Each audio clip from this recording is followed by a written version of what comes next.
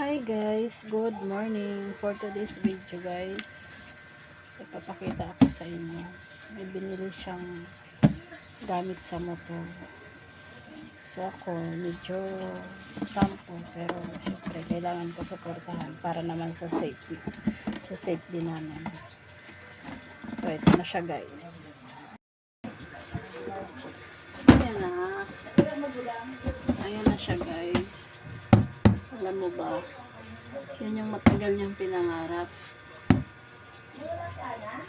Tipong wala ka ng allowance, mabili niya lang to. Wala nang sana all. Wala nang sana all guys, dahil dito nabili niya to. Hindi ko na sasabihin yung price, baka sabihin niyo mayabang ko.